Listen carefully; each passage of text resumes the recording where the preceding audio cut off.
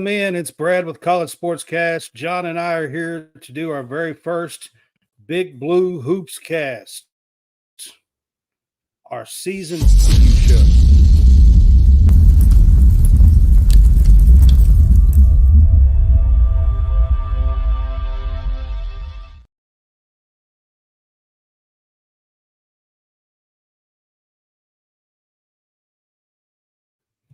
All right, guys, welcome back. It is Brad with College SportsCast. I have John Hammonds here with me. What is up, John?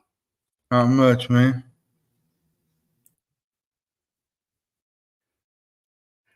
He's got his mic muted. I say, what's All up, right. man? We are here to do our first Big Blues HoopsCast. I got you. We're here to do that and have a little fun with you guys and do a special show here for you about Kentucky basketball, men's and women's. We're going to start with the women's side of things, I think, here. But before we get started, if you are following us on Facebook, you can help support us by sending stars, or you can subscribe to our Facebook page now for 99 cents a month. We would appreciate that. It helps us earn money to continue to make content for you guys. All right, John, it's getting close. Practice started last Monday. Official practices started a week ago, last Monday, and we will get to some of that. But it is getting close to basketball season here in the Bluegrass, and we always look forward to basketball season, right? Yeah, we do. It's a big thing around the Bluegrass. Usually, you're looking ahead like football does. Some years you have real good football teams, and then when they start losing, everybody starts looking towards basketball. But after this upset win over Ole Miss this weekend, I think we're kind of a little happy and a little happy on the basketball side and the football side. So, yeah, it's good. It's good. We can still do a little bit of both and touch on both. Of course, basketball has not started yet, but we're only 11 days away from Big Blue Madness, and official practices started last week. So, it's good to be here to do this special for you guys and take a look at. It's an exciting time here in the Bluegrass because both the women's and the men's are starting brand new eras with new coaches and a lot to get to and a lot to talk about. All right, so the first thing we are going to talk about tonight, John, is we're going to introduce this show tonight talking about Kentucky women's basketball. I will say that I am credentialed to cover women's basketball, and I am pretty happy about that. And that is part of the reason why I decided to do this show. I think we can do this maybe weekly throughout the season here. But tonight we're going to take a look at kind of a preview here. So, John, I thought Mitch Barnhart knocked it out of the park on March 26th, hiring Coach Kenny Brooks from Virginia Tech. He is the new head coach of Kentucky women's basketball. Yeah, I think he's not accustomed to seeing big time games and whatnot because he was in the ACC. They had Duke, North Carolina, so they had some really good teams. Now he jumps into a bigger league, I think, now because you got South Carolina, you got Tennessee, you got Vanderbilt's improving. Kentucky's going to be really good. So I don't think he's not Oklahoma used to this. And Texas. Oklahoma and Texas are now in the SEC. Yeah. I think really what's going to help this team is the way he plays basketball, the inside and out stuff. He likes to use his bigs a lot, and size. He's bringing size. Yeah, and and that's one thing the Kentucky basketball women's side has missed. It has, and I'm really excited about Georgia Moore, the All-American from Virginia Tech. She averaged 18 points a game last year. She's an All-American. You know, and then they added the Penn transfer, Jordan Obi. She averaged 14 points a game. Then they added the Oregon State transfer, Dominica Perovo. Is that how you say it? Perovo. I think that's how you pronounce it. Perovo. Lawrence. Then they got Deja Lawrence from Charlotte, which she averaged 18 a game, assuming she gets into a starter's role. Then they got Clara Silva, a 6'7" freshman from Portugal. Here's the thing about her: if she had played in the U.S., she might have been a top 10 prospect in this class. She's really good. Oh, absolutely. I'm just excited about the program in general. Coach Brooks took Virginia Tech, took the Hokies to the 2023 Final Four. Just a year, not this past season, but the year before last in 2023. He's been coaching for over 20 years. And another great thing about him is he brought a whole lot of his staff with him from Virginia Tech. They have a lot of continuity together. The associate head coach that he brought with him is Coach Lindsay Hicks. And I gotta mention her. She is doing a great job. And then the next assistant that I want to talk about that he brought over with him, and she is foreign, and I'm not going to even try her name. Everybody calls her Coach Rad. All right. So I'm going to call her Coach Rad as well. She is the recruiting coordinator. And this team, you will notice, has an international flavor, and Coach Rad is responsible for that a lot. She is the recruiting coordinator, and she goes all over the world. I mean, she's been in Czech, which is where Mika is from. She's been in Portugal, where Clara Silva is from. I mean, she goes all over the world scouting talent, and she does a fantastic job of bringing in players from all over the world, to be quite honest with you. So that's a little bit of a look at the coaching staff here. Now, the next thing we're going to talk about is we're going to take a look at some of the players. So I want to show you guys a video. This is from Kentucky Athletics. So I do want to say that these videos that I'm going to show you real quick are from Kentucky Athletics. This is a video that was posted from Kentucky women's basketball on Twitter and Instagram and other places.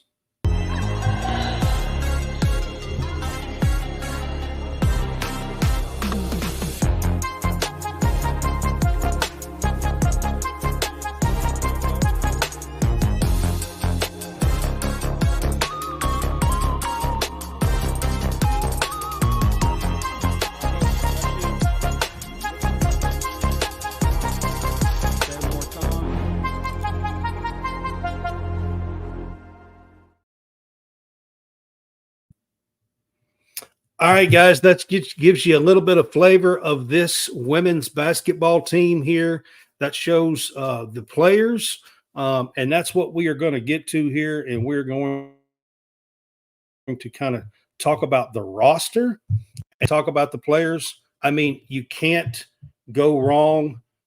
You have to talk about Georgia Amore to start with. Georgia Amore is a 5'6" point guard that has played for Kenny Brooks for 4 years. She's a graduate senior. And, John, you have to start with her. She is an All-American. You're muted again.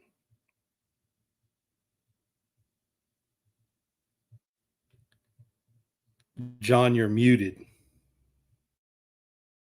Oh, my bad. But You're muted. Georgia Amore is There you going to go. bring a lot of flair to this team.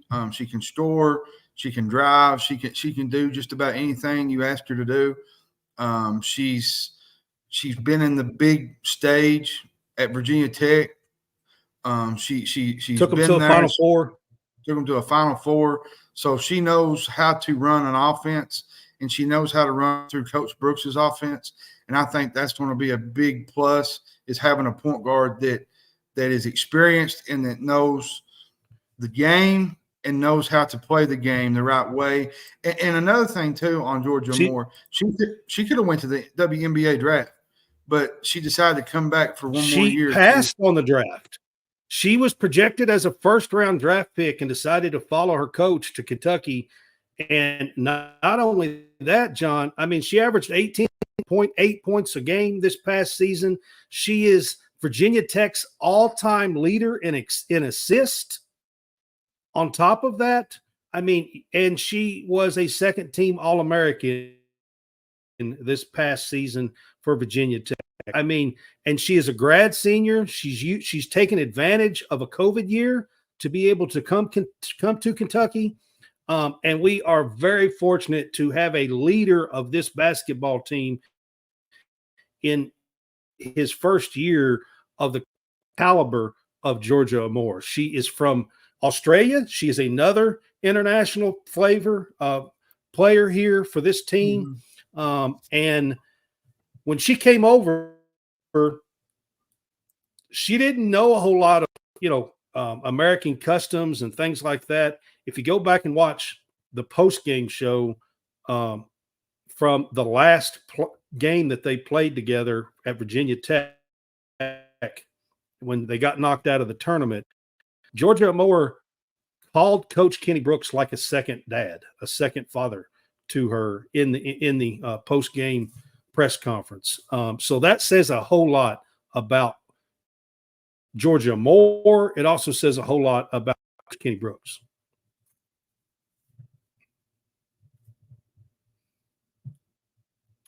All right. So along with her, there are two other seniors.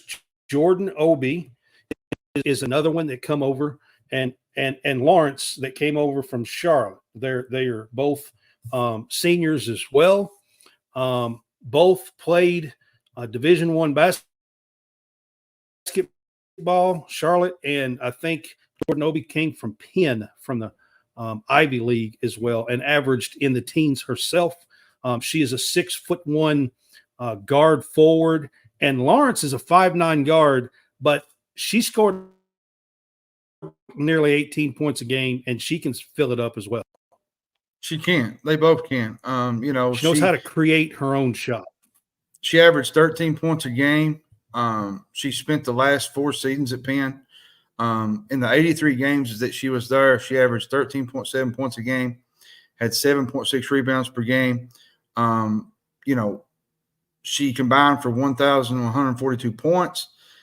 She was the 25th player in program history to eclipse the 1,000 career points, and she was the 7th fastest to do so in just 74 games. And she's coming off one of her most productive years, so much that the Ivy League named her the first team in her first college career. So she brings another dynamic to the punch, Jordan Obie, as does Lawrence. Now I will say Jordan Obie real quick, just to throw this out there. She did have a leg injury, and she is rehabbing the leg injury. So I'm not 100% sure if she is going to be ready from day one here, early November, about a month away. But I do think she is going to play. So it may take her a little bit of time to get back into full swing. Yeah, and on and top Lawrence of what Lawrence is really good. She was creator. She was named to the American Athletic Conference first team. She was named to the Conference USA first team.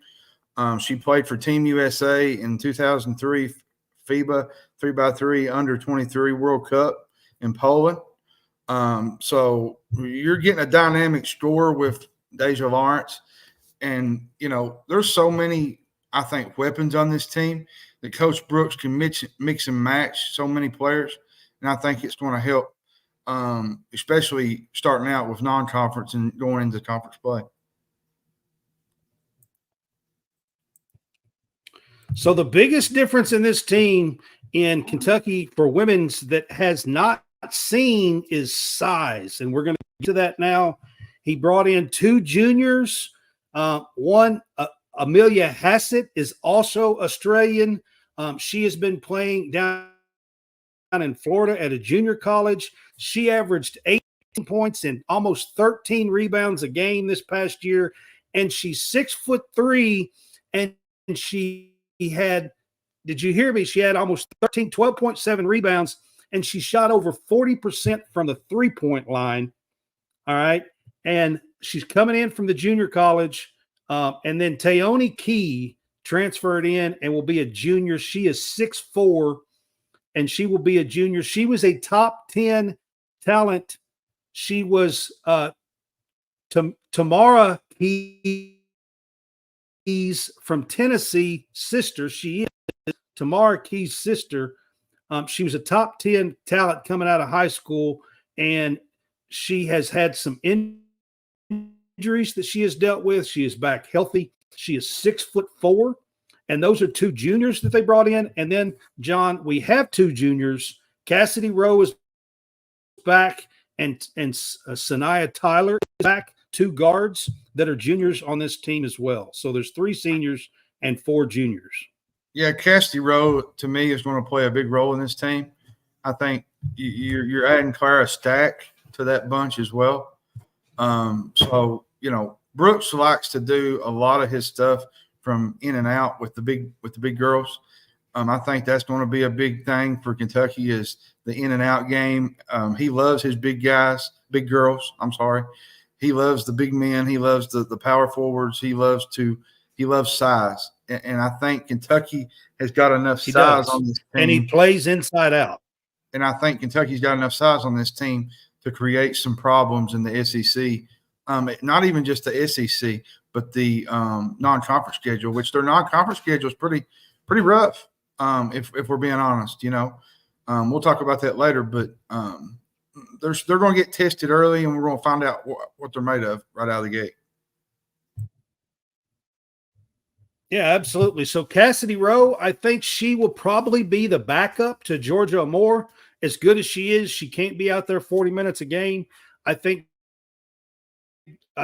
that's where you're going to find Cassidy Rowe being the point guard here and probably backing up Georgia Moore this year. Sanaya Tyler, with Jordan Obi not being fully 100%, I really thought she might be a starter, but I think Sanaya Tyler might get a chance here to be in a 3-guard lineup here early and see how she does. She averaged 10 points a game last year for the Cats. She was the best 3-point shooter on the team last year by far. I watched many a games setting courtside last year. And Sanaya Tyler, when she's hot, she can fill it up. She averaged 10.2 points a game last year for the Cats. And I do expect her to find a spot in this rotation. And then Amelia Hassett, I'm going to be honest with you, John. I think she's going to be a starter. She averaged almost 19 points, 13 rebounds coming in. She shoots over 40% from the 3-point line. I really kind of expect Amelia Hassett to be a starter on this team and Taoni Key to be kind of her replacement on the bench. And I think both will play. And those are the juniors. Okay, I'll get to sophomores real quick. You got Strack, who was a top talent and freshman, played in the NCAA tournament for Kenny Brooks and Virginia Tech, averaged 17.5 points in the NCAA tournament as a freshman last year. She's really good. She's also 6'5", and it would not surprise me if she's not the starting center on this team. Clara Strack, she is a really, really good talent. And then Dominika Porova is a sophomore coming over from Oregon State. Now, the bad news about her is she got hurt playing overseas. She's from Czech. She was playing for her team. She was doing she was playing for the possible chances, I think, for the Olympics and the Olympic teams and stuff. And I'm not sure about her status. I do not expect her to be available at the beginning of the season. I just don't know as the season goes along, January and stuff like that. I'm not sure if she's going to get to play or not this year, but she is definitely a player to watch. And then the coach's daughter, Gabby Brooks. She's technically listed as a sophomore. She did not play last year. She was on the Virginia Tech team. So I think she can be listed as a redshirt freshman, technically. But on the Kentucky website, she is listed as a sophomore. So I did want to say that. And then the freshman, you got Lexi Blue, who is a top 40 freshman coming in, and she can fill it up. She is 6'2", and she can fill it up. She is kind of a guard forwards type deal. And then you got Becker from Canada, another international player here on the team.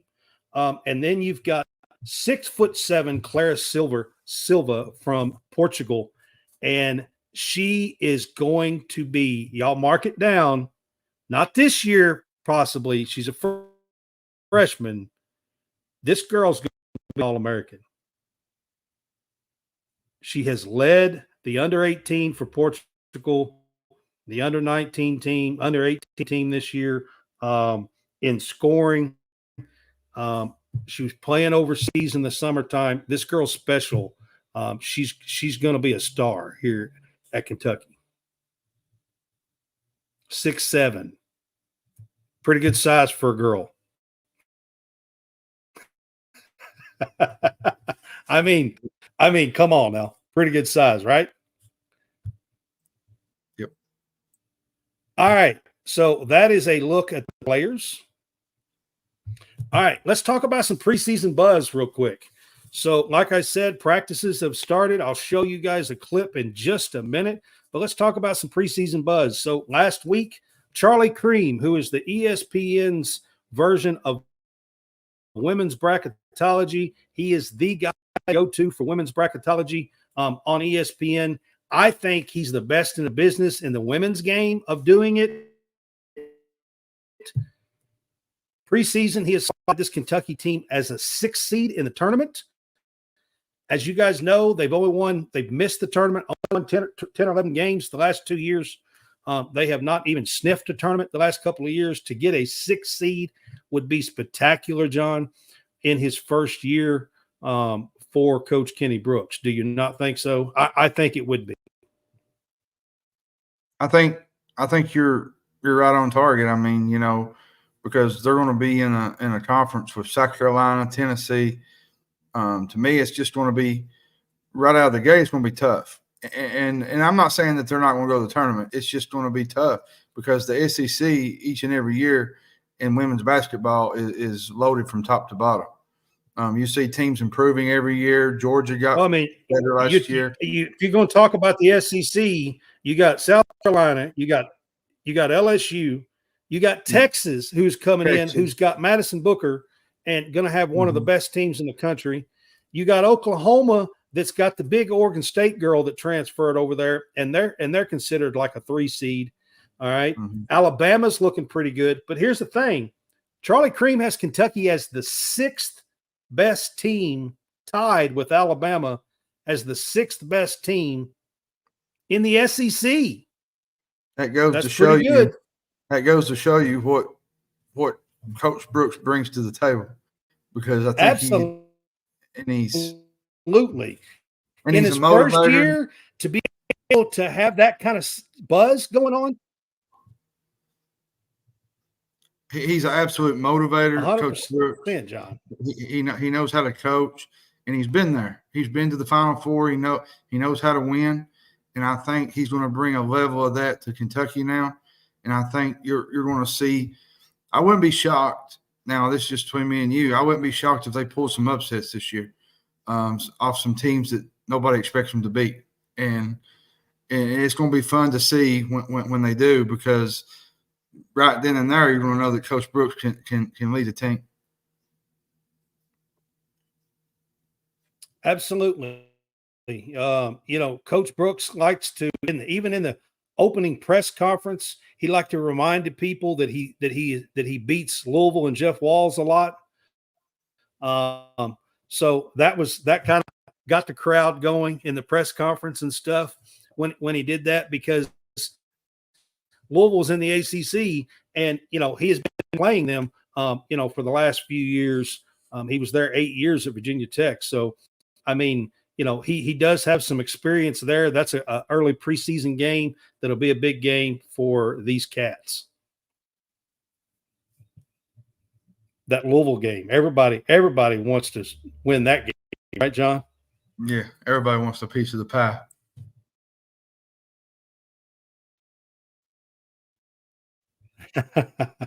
All right, so I'm going to give you guys just a little bit of flavor talking about preseason buzz here.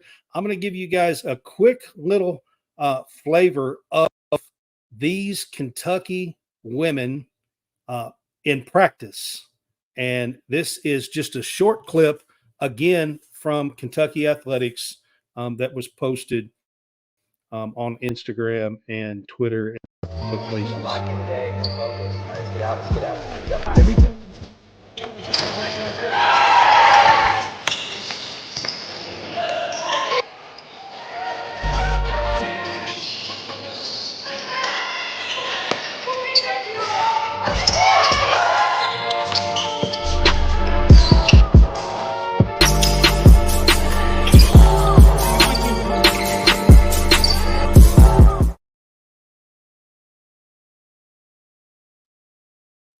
All right, that gives you just a little sneak peek about these girls. Number 3 there is Georgia Moore. You can see her going to the hole. You can see Kenny Brooks showing post-up moves, and so I mean, these girls, they have been practicing all summer, just like the guys. I know everybody's been buzzing about the guys and everything, but these girls have been working just as hard as the guys have. And Kenny Brooks, I think, is going to do a stellar job here. He has been waiting for this opportunity, and I hope you guys enjoyed getting a sneak peek. What do you think of the sneak peek?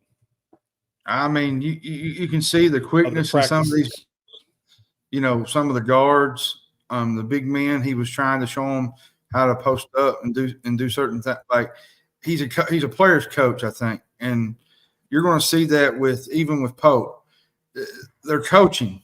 They're out there coaching. They're showing these kids how to run plays. Nothing against Calipari, but there's more coaching involved, and I think you're going to see that as the season goes on, especially from the women's side and the men's side. And that's exciting for me. Is I like to see plays ran. I like to see coaching out there on the floor, and I think you're going to see that with these two. I got their schedule pulled up. If you want me to run through it real quick. I agree 100%. I got their schedule pulled up. Yep. Let's take a look at their schedule. Okay, you got the women's schedule. Got it. All right. Yeah. Friday, October 11th is Big Blue Madness, which they'll have an exhibition at Rep Arena. Then they have the Blue-White preseason event. That's Friday, October 18th at Historic Memorial Coliseum. Monday, November 4th is their opening game. Which is my background here. They will play USC Upstate.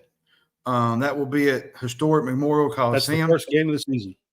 That's the first game. Thursday, November 7th, they play Northern Kentucky. Then they play Wofford, Tuesday, November 12th. Then they play the Louisville Cardinals, November 16th, right before Thanksgiving, which to me will be a big game for Coach Brooks. At Memorial Coliseum. Yep, at Memorial Coliseum. Then they play Purdue, Fort Wayne, Monday, November 18th. Then they play in the Music City Classic. That will be, I believe that's during Thanksgiving. Am I correct? It is right before Thanksgiving weekend. It's the Tuesday and Wednesday before Thanksgiving. It's in Nashville, Tennessee. They play Arizona State, and then they play Wednesday. They play Tuesday, Arizona State, and they play Wednesday against Illinois. Then they play in the SEC ACC Challenge. 2 power conference teams there. And then they play North Carolina in Chapel Hill, which will be a tough test. Taone Key takes on our old team there. Yep. Yeah. And then they come home and they play Monday, December 9th against Queens. Saturday, December 14th, they play at Purdue. Friday, December 20th, they play Belmont. And Saturday, December 28th, before New Year's, they play Western Kentucky. Then they start the SEC schedule. And this is where I kind of want to get into it, because right out of the gate, they got an opportunity to start out quick, because they play Mississippi State at home, at Vanderbilt. They do, but they play a lot of road. But wait a second, they play a lot of road games early on in the at SEC. Florida. So that's a little concerning when you look at it. For their first 6 games are road games. It is. They play at Vanderbilt, or no, wait, Mississippi State home first, at Vanderbilt, at Florida. Then they come home and play Auburn, at Georgia, at Texas A&M, Arkansas at home, which Arkansas will be a much improved team. Arkansas is going to be a little bit better this year. Then they play Alabama at home, at Oklahoma, at Ole Miss, Texas at home. And Alabama's got a pretty good team. They do. Georgia at home. Then they go to Missouri. That's late in February. Then they play LSU home, Tennessee home. And guess what? They end the season with South Carolina. They only play South Carolina, I think, once this year. So away once. The only team that they're playing twice is Georgia. This year. They play home and away with Georgia. Everybody else is just one time. Mm-hmm. And Georgia is a team, to be quite honest with you, with the talent that Coach Brooks brought in, that's a team that I think, they could win those games. But, of course, they get 8 home and 8 away. But they start out 4 of their first 6 games in the SEC are away. So when you look at their schedule, now, I'm not going to sit here and tell you that I don't think it's manageable. I do, because you're not talking about – when you look at the schedule there, those 4 of the 6 games, you're not talking about at South Carolina. You're not talking about playing Tennessee. You're not talking about playing LSU. Texas isn't on that list. Oklahoma's not on that list. So there is an opportunity right out of the gate in the SEC schedule for this Kentucky team and Coach Brooks and Georgia Moore and Clara Strack to make some noise right out of the gate, especially if they could go, say, 4-2 or something right out of the gate, and 4 of them be on the road. That'd be a pretty good start for this Kentucky team in the SEC, because later on, like I said, you get Oklahoma and you get Texas at home, and you go to, and you get LSU and you go to South Carolina, and so it gets rough. So right out of the gate, LSU still has Flage. Well, and then you got Auburn in that little mixture too, which I don't know much about what Auburn's bringing to the table, because I know they was decent last year, but they were decent last year, but I'm not sure what they have, to be honest.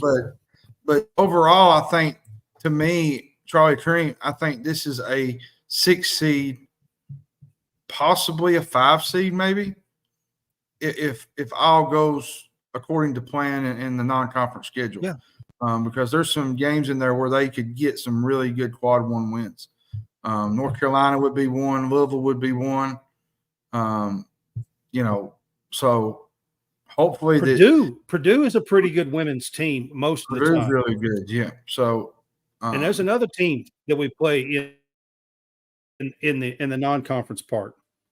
So it should be interesting to see what happens with that. You look at their schedule, John. They play Louisville non-conference. They play Arizona State. play Illinois, they play Purdue. I mean, so they're going to be kind of tested, in there, and then they get those 4 or 6 SEC games on the road. So by the time they get to LSU and Texas and Oklahoma, this team's going to be tested. And they're going to know what they have, and down the stretch, they're going to have some tough games there. So, the season outlook, kind of get to that and talk about the season outlook here, John. For me, I mean, I think Charlie Cream has got it pretty close. I mean, I had been thinking all off season that this team could be somewhere around 6th or so, 6 to 8 in the SEC. If they play, if they really come together, and Georgia Moore is an All-American and Clara Strack is an All-SEC player, and they really come together, could this team reach 4th or 5th in the SEC? I think that's their ceiling. Probably 4th or 5th in the SEC. I think it's possible. Let's be honest, South Carolina, Texas, LSU, but I think their ceiling is probably 4th or 5th. I think their floor is probably around 8 or 9. Yeah, I do. I think it's 8 or 9, but I think that they can slide in the pecking order of the SEC. The 5th and 6th spot. Just depends on how they do right out of the gate. Brad, I just wanted to tell you real quick. I got a notice on my phone just now. All-time hit leader for the Reds, Pete Rose, has passed away. Pete Rose died just now. Really? Yes. Wow. So I just wanted you to know. So I know you're a big fan. I know you're a big fan of Pete Rose. So before they got him in the Hall of Fame. I was Charlie Hustle. I mean, I grew up on that kind of stuff. I just wanted to tell you. I called him Charlie Hustle, just like everybody did back in the day. I know he's a big fan of his. I just wanted you to know. Yeah, it just absolutely. come across the hands. Wow. That is big news. Breaking news here. Not good breaking news. Bad breaking news. That Pete Rose has passed away. Also, Dikembe Mutombo passed away today. Yeah. As well. So there's had cancer. I believe. A lot of sports figures. A lot of sports figures are dying. Yeah. Yes. But to get back on topic, Mutombo did. I think 5th or 6th would be 58. By the way, 5th or 6th would be great, but I think, to be honest, they're probably 8 or 9. If we're being real, I mean, because the SEC is loaded from top to bottom every single year. So you just got to go and you just got to roll with the punches. So I think there's 4. I think there's 4 teams in this conference that Kentucky probably will not surpass. That is South Carolina, LSU, Texas, and Oklahoma this year. Now, Ole Miss is the 5th team, I think. And then you've got Alabama and Kentucky, I think. Vandy, Tennessee, right there. In kind of a pack between 6 and 9, basically.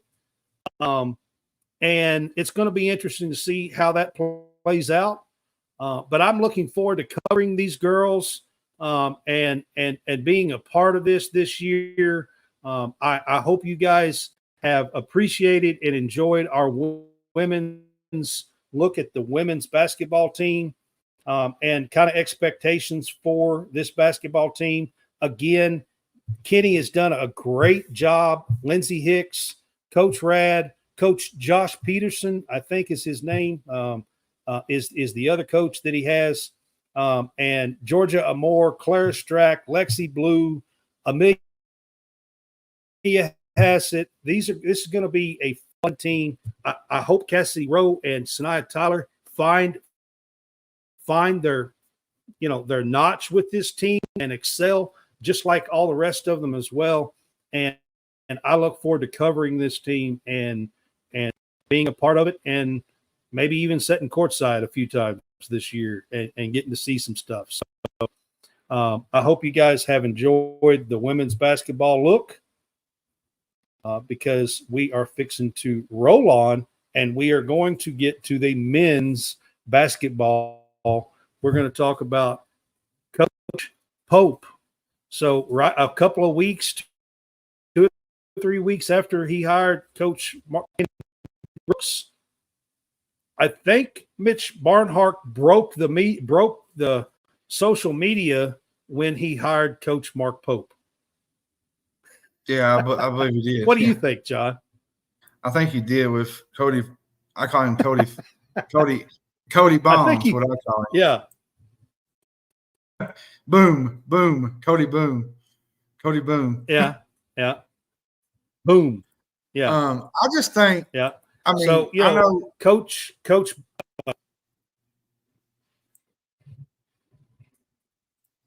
ahead. I mean, Coach Pope, I thought he knocked out the press conference. They done it on just a press conference. I mean, they showcased Kentucky basketball inside Rupp Arena with his press conference. It was amazing. I thought he knocked it out of the park. He's an ex-player. He is an ex-championship player. I never was against the hire. I actually told John the night all this broke that I thought it wasn't a bad hire and that I thought he was going to do good. I done it right here on this show, to be honest with you, when we were talking about it. But, you know, he didn't get the warmest welcome immediately. Let's just put it that way. He didn't. Now, he has every day since then. Well, and I think, too, you know, he had to really recruit well in this offseason. He loaded up with a lot of perimeter players out of the portal. He got Kerr Krissa from West Virginia, played at Arizona at one time. Then they got, you know, Kobe Brea and Jackson Robinson from BYU, which he was at Arkansas at one time. They got the transfer Andrew Carr. To me, he's capable of spacing the floor as well. He's capable of going out and shooting the shots, the three-point shots. There's quality depth here.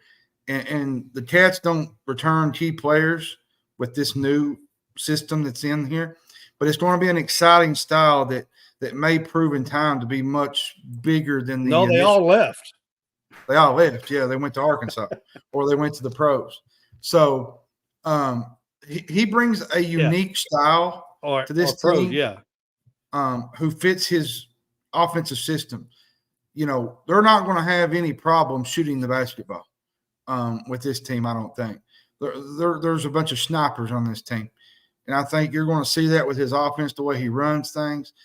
And we'll get to the roster here in a minute, but I'm excited about this roster and what they brought and what Pope brought to the table.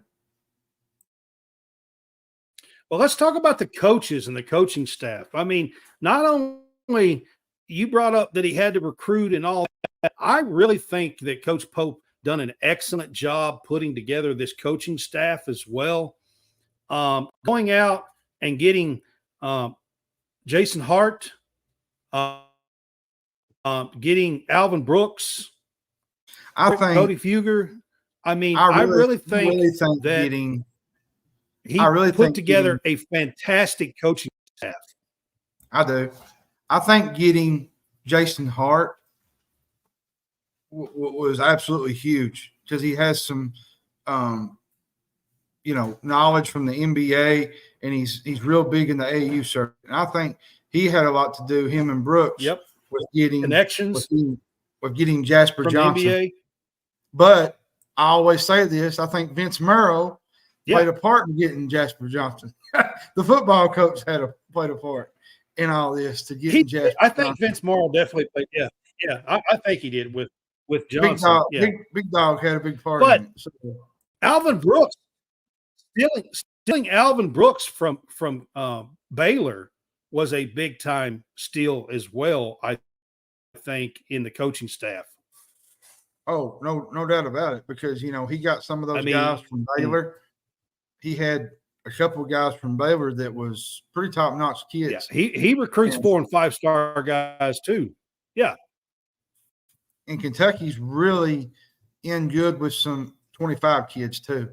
They got Malachi Marino, they got Jasper Johnson.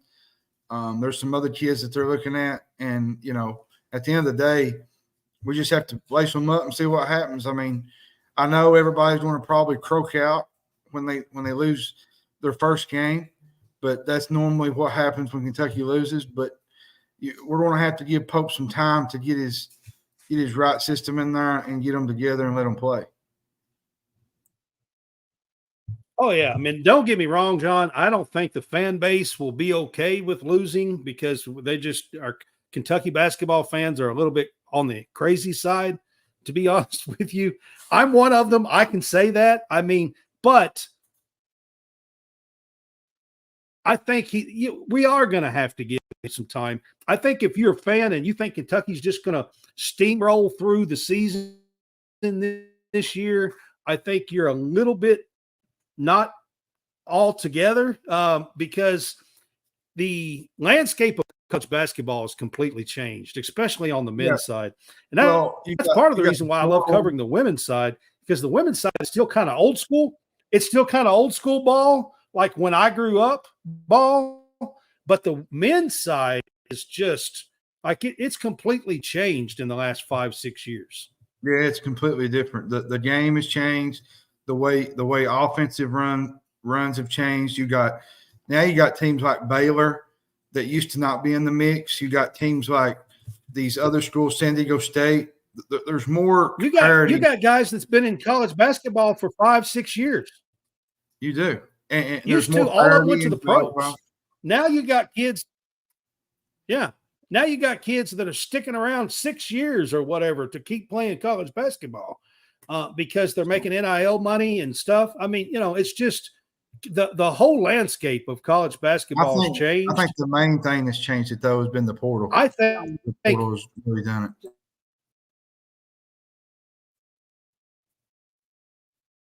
Yeah, it has.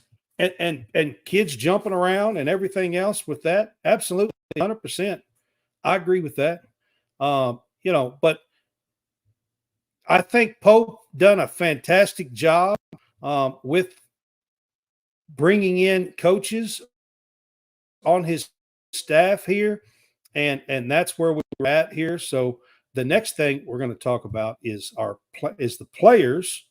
And just like I did for the women's, I am going to play you guys a little video. Again, this was on places like Twitter and Instagram and things like this. This is from UK Athletics.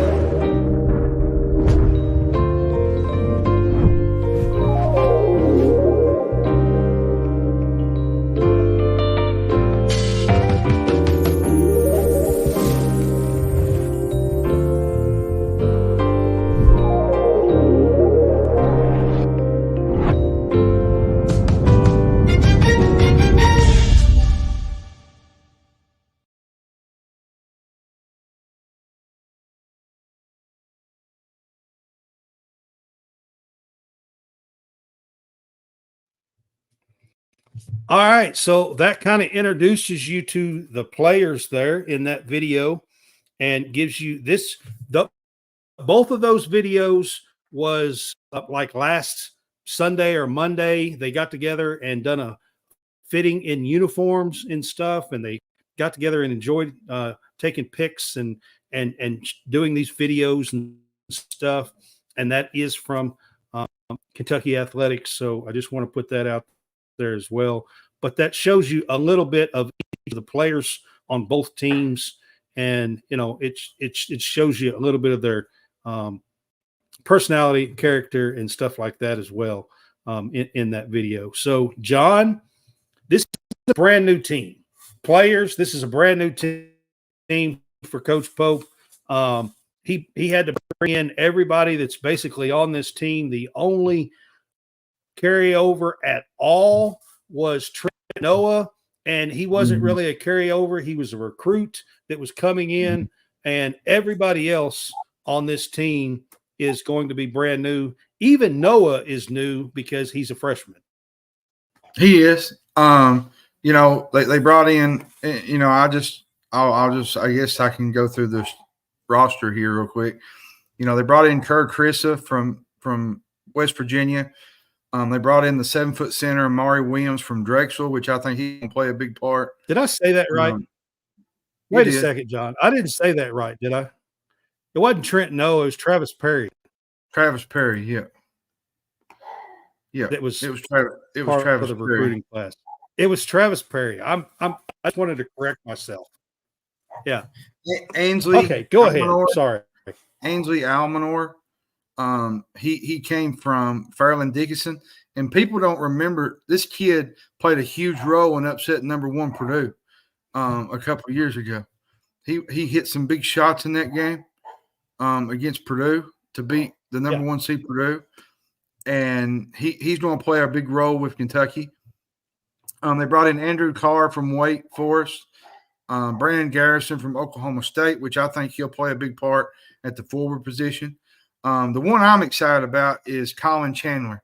I think when he gets his groove together, I think this kid's going to be the real deal. I watched some highlight films of him, in high school. The kid can he's play. Going to be special. The kid can play. And Kobe Brea, he's come from Dayton. He's a sharpshooter. If people don't remember who Kobe is, he was the one that hit some big shots last year in the NCAA tournament. He hit some big threes in that tournament that got them to the second round. Then they bring in Jackson Robinson from BYU. He's a big plus. Otiga Owe from Oklahoma. I think he's going to be a really big defensive guy. But my favorite, I had to save it for Defense. last. Yeah, defense. My favorite, I had to save it for last, is Lamont Butler from San Diego State. I love this pick. He hit, if nobody knows who he is, he hit the game-winning shot to beat Florida Atlantic in the Final Four. Hit a big shot in the Final Four. Yeah. Yeah, to beat Florida Atlantic. So, and then you got the freshman. And you got Trent Noah. 2023. Yeah. And then you got Trent Noah from Harlan, Kentucky, a Kentucky kid, by the way. Travis Perry's a Kentucky kid. I think you're going to see, even Jasper Johnson, he's a Kentucky kid. Malachi Marino's a Kentucky. He's going to continue to go after the Kentucky kids. And that's one thing that I love about Pope. And, at the end of the day, what it says about, Trent Noah, he could have went anywhere. Trent Noah could have went to South Carolina. Many predicted him to go to South Carolina, but instead he chose his home school. And that says a lot about. Was he not committed? He was committed there, wasn't he, or no?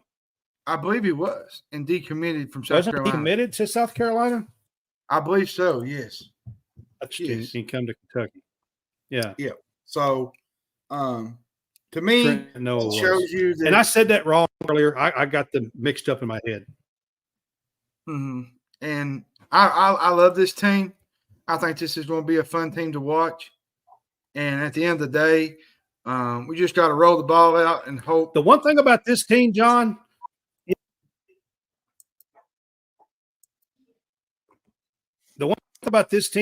is this team can shoot the basketball. And you are going to see this. I've got a video about practice to play, and you're going to see it. I mean, Jackson Robinson is shooting like from the logo like Caitlin Clark does, in the video and stuff that I'm going to show you. Yeah. I mean, here's a little buzz that I'll go ahead and show you, or not show you, but talk about. They have a goal of shooting 35 3-pointers a game.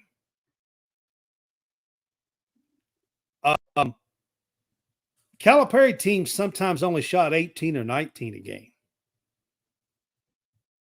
Just to give you guys a little bit of, where we've been. Last year with that great shooting team with Shepard and Dillingham that we had last year, and Reeves, we only shot 24 a game. Well, and I said 35. Well, and I think so too, that'll give you guys a little bit of. what people don't realize is this Pope team is their run and shoot, run and gun. That's the way they play. And I think you're going to see some of the Rob Dillingham stuff come with this team. The not afraid to pull it. Like that's just what you're going to get with this team. And I think this will be a early process, and I think the Duke game's going to show. Oh yeah. Not only that, John, out of the gate. Oh yeah, but you talking about playing quick? They've been practicing all summer with a 14-second shot clock in practice. 14 seconds. There's a 36-second shot. No, 20. Yeah, it's 30 in college, right? Yeah. Yeah, 24 in pros and 30 in college, I think. Yeah. So they've been practicing with a 14-second shot clock in practice. Pope wants to put it up, come back. He wants to wear you out. And he does it he plays similar to the way Patino done it, but he does it in a totally different way. Patino done it with a press. He does it with offense. Like they're pushing to score every time they touch the ball. 14 seconds. That's quick to run an offense. And he has a system and an offense that he runs in those 14 seconds. So he is doing amazing with that kind of stuff. Robert, we have mentioned it already. I brought it up. I know it's a horrible thing that Pete Rose has died, but we are going to continue to talk about our special tonight. But we did bring it up and talk about it already. Because he's not on here, so I just wanted to bring that up. But yeah, I think that this team is going to give you guys a little bit of a taste of practice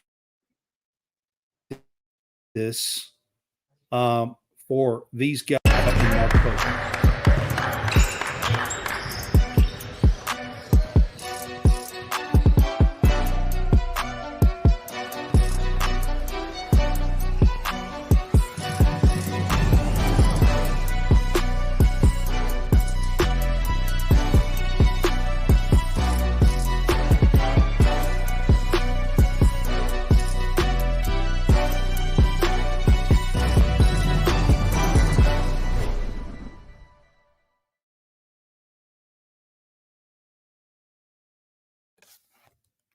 They just let it loose. All right, did y'all see the logo 3?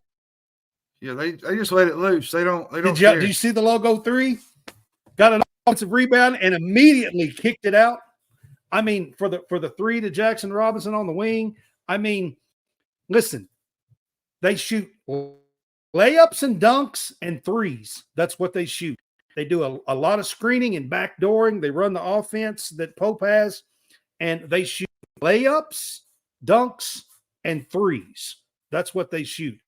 You will not see, and I know this will excite all Kentucky fans, you will not see hardly any mid-range jump shots from this Kentucky team. Do you guys hear what I'm telling y'all? You will not see these 18-footers in this offense. That's not what Pope does. They shoot layups, they drive, shoot layups, backdoor dunks, and three-pointers. That's what they shoot in this offense. Yeah.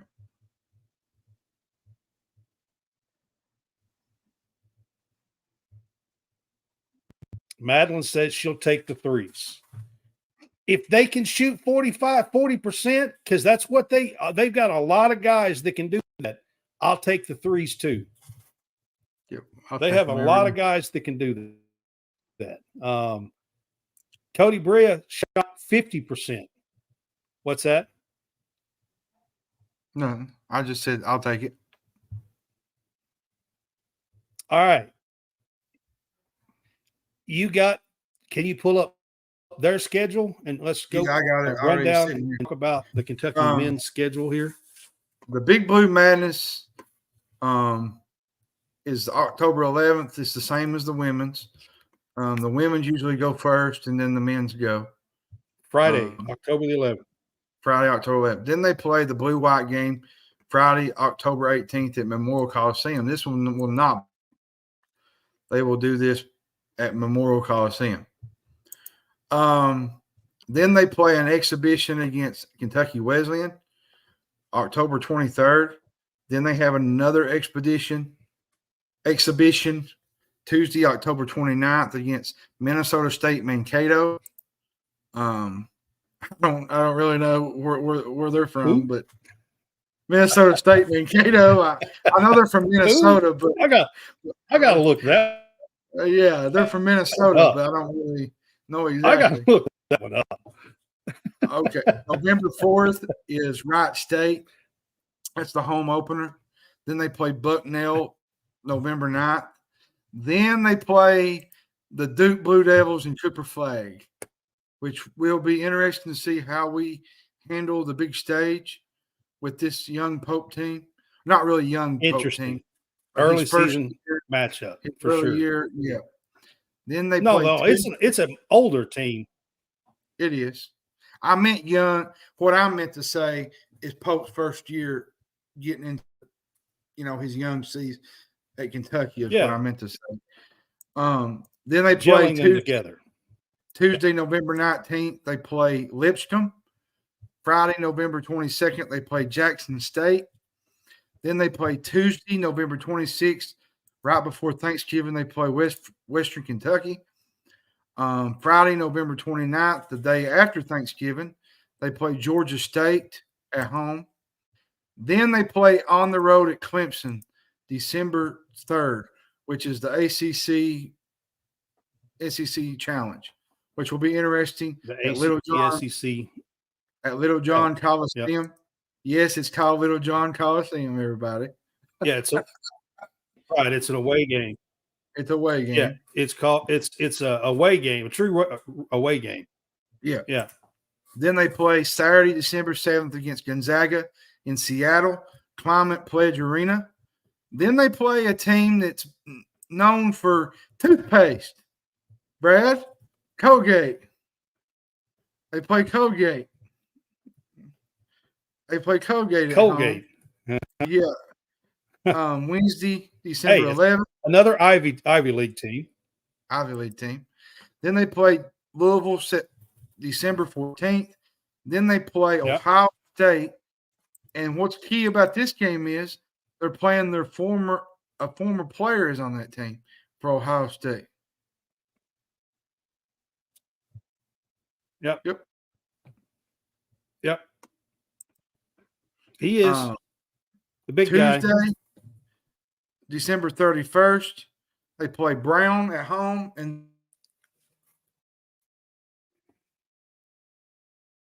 fourth.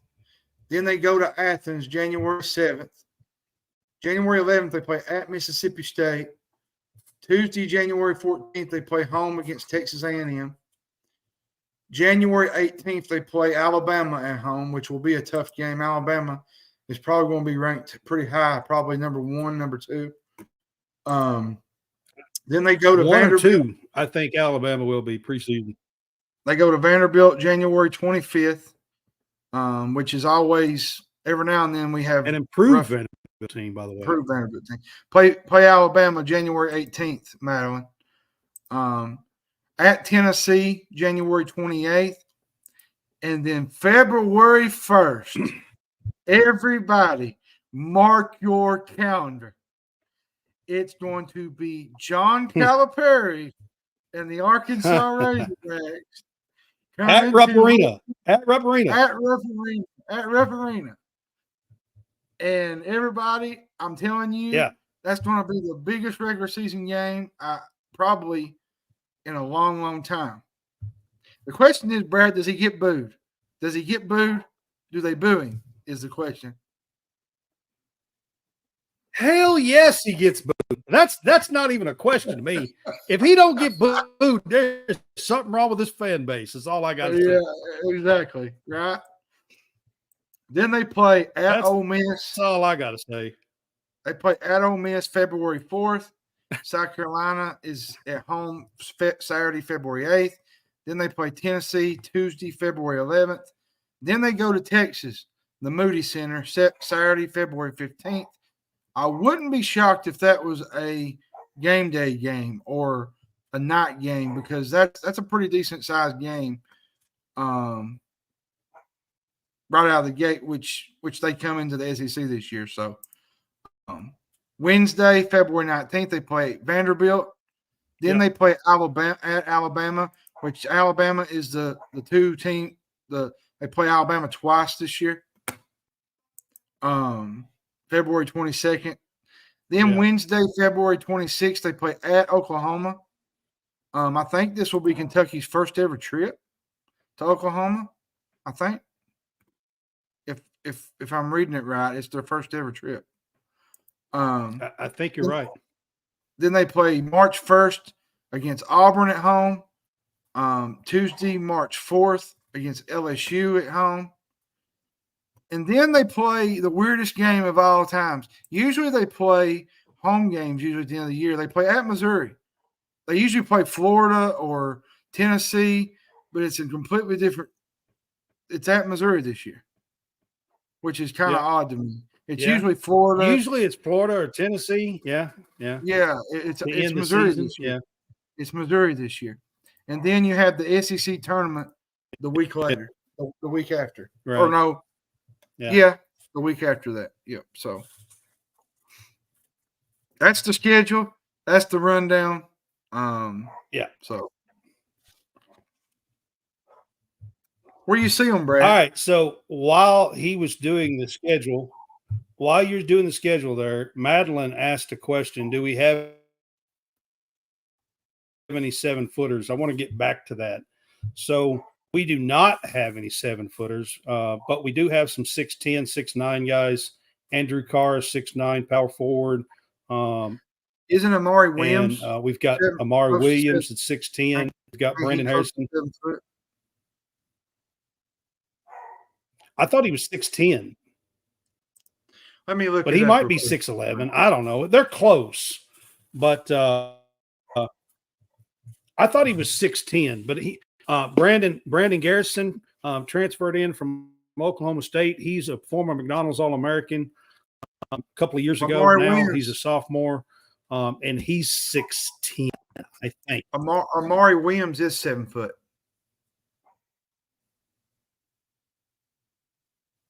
He is 7 foot? Yeah. Okay. It shows it on the roster. Right. I'm wrong on that. So we do have a 7 foot. He's 7 foot. We only got one though. Andrew Carr 6'11". So but Amari is 7 foot. Yeah. Garrison's close. He's like 6'10", 6'11".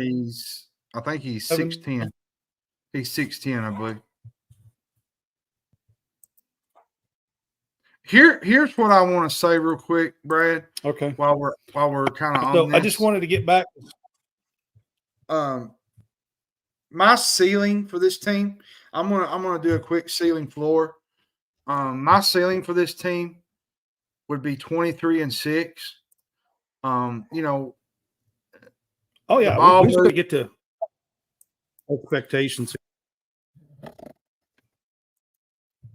The ball movement, the spacing is something that I'm very high about to watch.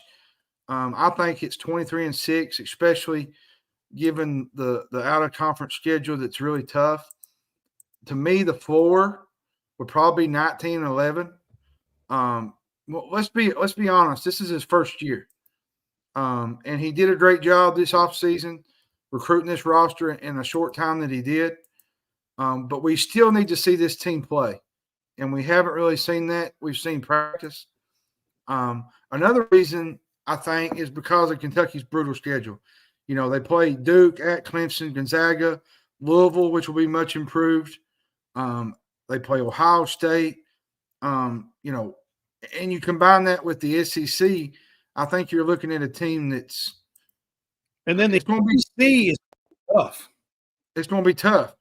But I'm excited to see how it's going to be. There's a lot of optimism on this team. Absolutely. Now I could say this, and they could come out and shock the world and beat Duke, and I'm just going to be flabbergasted. But I don't, there's going to be bumps in the road. There's going to be games where we don't play well, and here's the thing about the Duke game. Here's the thing about the Duke game, John. Here's the thing about the Duke game. This Duke team had a ton of players. They also had a ton of players transfer out. Almost everybody they're going to be playing, just about outside of Proctor, is going to be freshmen. Their whole call, they have like 6, 7 players coming in. They're the true freshmen that's going to be coming in. The one advantage that this Kentucky team is going to have over Duke is experience, college experience. Lamont Butler has been in Final Fours. You know what I mean? Like college experience. Even Ansley is beat Purdue at Fairleigh Dickinson in the NCAA tournament.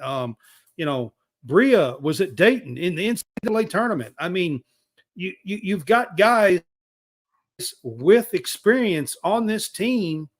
So one advantage that this Kentucky team is going to have is experience. Now, I'm mentioning that early with these early games, especially against Duke, because I know Kentucky fans, we want to beat the hell out of Duke. I get it. I understand. But this Duke team is going in. They do have Cooper Flagg and a bunch of good freshmen, and they're going to be good. Now, catching them early, second, third game of the year for them, catching them early could be a blessing in disguise. I mean, with us having all the experience that we have, we could get a win in this game. I do feel like early on that is a potential big win that this Kentucky team could get, simply because they have been practicing all summer long. They have been gelling all summer long. This is the rules are different than they were 5, 6, 8 years ago when Calipari was doing this and doing good.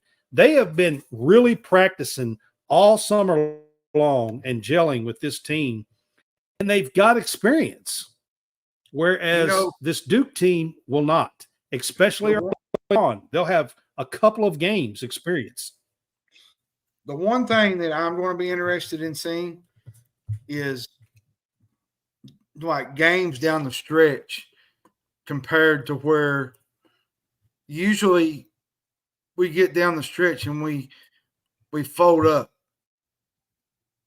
and you had a bunch of freshmen. Now you've got a bunch of seniors and juniors that have been in that position, tournament, conference tournament. They've been in Absolutely. these games. They know 100%. That's what this team has.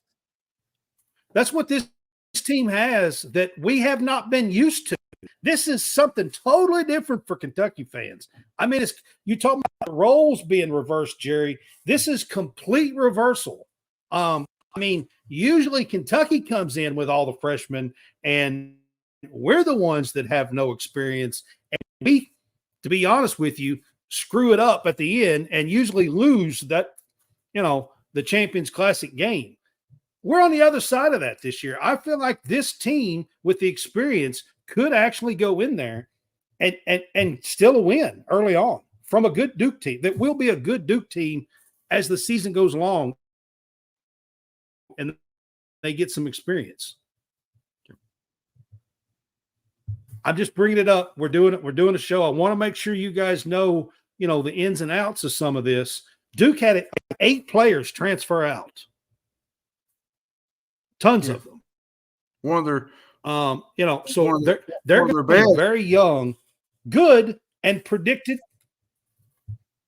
Well, one of their best went to Baylor. Is it Baylor? Is it Baylor? Yeah, one of their best at Baylor. I mean, and a couple of them, other ones went up north, up the coast, to a couple of teams and stuff. I mean, they had a Jeremy bunch of Roach. players transfer out. So I know this Duke team is going to be ranked higher than us. Jeremy Roach, yeah. This Duke team, I think Proctor is about the only one left. All the rest of them left. So, I think that's going to be a bonus for this team. But season outlook, I was just basically talking about the Duke game there. Season outlook here for me, this is a team that's going to play fast and try to wear you out. They're going to try to not only play fast and wear you out, they're going to try to shoot you out. That's what this team is going to try to do. They're going to try to play fast and put a lot of points on the board. Expect to see this team average between 80 and 90 points a game. I do not think you're going to see too many 68 and 72 point games like you did under Calipari. I don't think you're going to see that unless we are just off and just having a terrible night shooting and we're just off, and that will probably happen a couple of times throughout the year. You can't shoot lights out every night out. So, I mean, we'll probably see that 2 or 3 times this year. But outside of that, I think you're going to see a really high-powered offense that plays really fast and wears teams out. I think that's what this team is planning on doing. And if we can accomplish that and get into some of these games and get some of these better teams and have some experience and play fast and shoot lights out, I think this team has a chance to be a lot better to say. I think this team could be as high as a 3 or 4 seed in the NCAA tournament. Yeah. Which and would by the put way, us the guy I was thinking about was Aaron close Bradshaw. to the top 10. For Ohio State was Aaron Bradshaw. Aaron Bradshaw. Yeah. Bradshaw. Yeah. Bradshaw. Yeah. He's going to be on Ohio State this year. Yeah. He was one that did not transfer down to Arkansas. But so I think the ceiling to me is that high with this team. I think we could be a 3 or 4 seed. Now, just like the girls, the women that we talked about earlier, preseason, ESPN has them as a 6 seed. Preseason. That's just like the girls. That's what the girls are coming from the bottom, and a 6 seed would be fantastic. I'm not sure that Kentucky fans on the men's side will be happy with a 6 seed if that's where Kentucky is. But in a first season, a 6 seed is probably going to be a 22, a 22 and 11, 23, 12 type year. That's, something like that. I think, and I think the bottom would be around a 6 or a 7 seed. If you're going to give a ceiling and a floor, I think the ceiling is like a 3 or 4 seed, and I think the floor is like a 6 or 7 seed. That's what I think. Yeah. Where do you think the bottom would be on this team, seeding wise? Probably 6 at the most, maybe 7.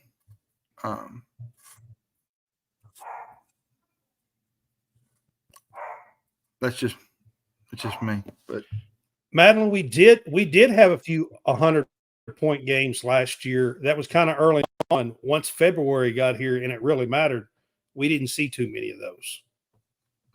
To be honest with you, we did early on, though. I will agree with that. Jerry, you think 5 or 6 is the top seed? 5 or 6 seed? Are you saying that's the bottom?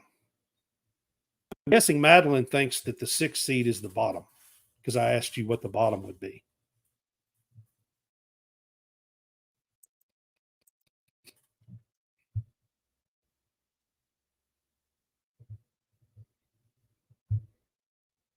All right. Well, that is kind of a look at both the women's basketball teams and the men's basketball teams. Just as a bonus, I want to throw in a couple of things here real quick on this show. We're going to try to do these shows each week. I'm going to call this the Big Blue Cast for College SportsCast. And this is our season preview show, but kind of a bonus here. And I know John's already mentioned this and talked about it, but there's two opportunities coming up Friday and then the week after that on October the 11th and the 18th that the men's and women's teams are going to be together. You're going to get Big Blue Madness. The tickets are already out there, sold out, all that good stuff. That's going to be in Rupp Arena. Then on October the 18th, and all proceeds of this goes to Club Blue, and I will get to Club Blue in just a second real quick. But it is the NIL fundraiser, and you can go on there and allocate to men's or women's. Hopefully you will do both. But the blue-white is a pretty special deal. It's in historic Memorial Coliseum after they have put a $82 million renovation in it. I have been inside of it a few times already covering women's volleyball, and it is really special. This is a look at it for set up for women's.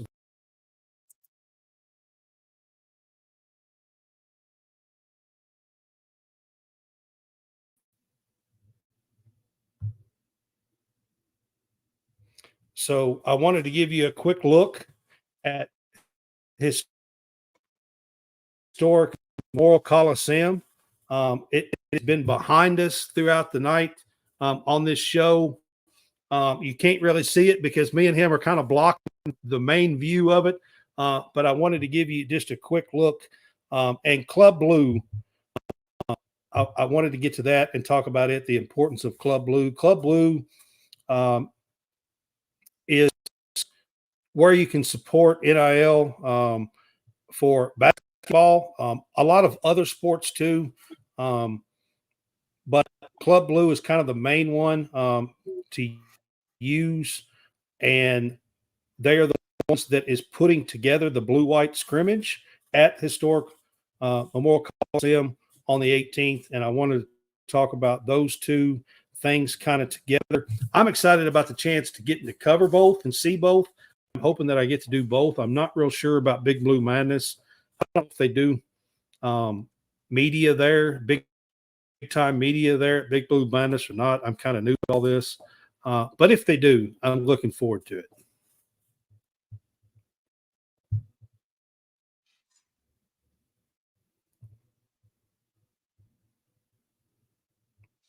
Yeah. So Madeline said 6 seed would be the bottom. I think 6-7 would be the bottom, somewhere around there. Yeah, and Jerry was saying bottom 5-6. So, and look at there. We even got a guy named John Hammonds in here.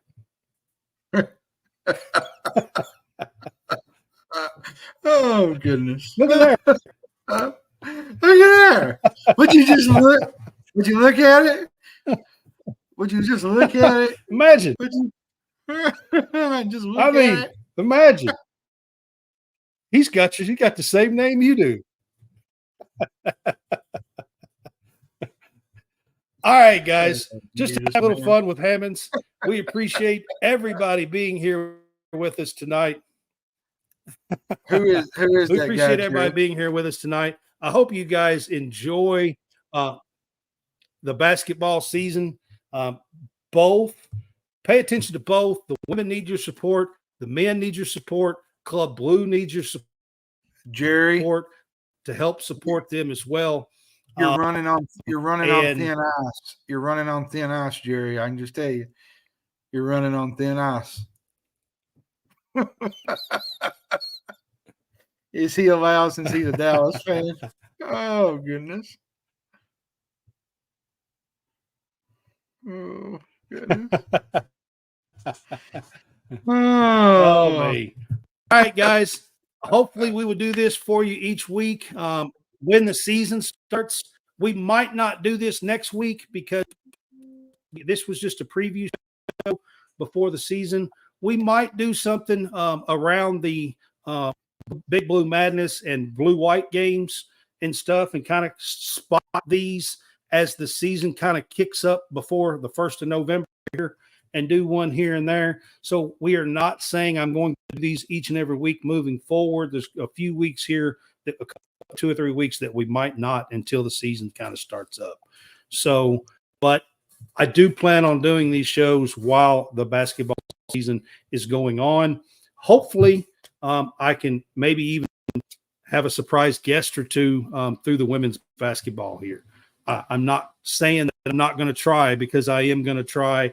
I can't guarantee it because they have a lot of commitments and are busy with practice and preparing and traveling and everything else. But I am going to try to have some good guests from the women's basketball team here at SportsCast, here at the Big Blue HoopsCast. So I appreciate you guys, and you two are nuts, both of you. All right. Oh, goodness.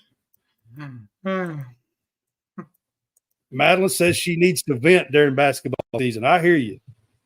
I hear you. All right. So, everybody, we will see you tomorrow night for our big fuss show on Tuesday night. And I appreciate everyone being here. And go Big Blue. Go Cats.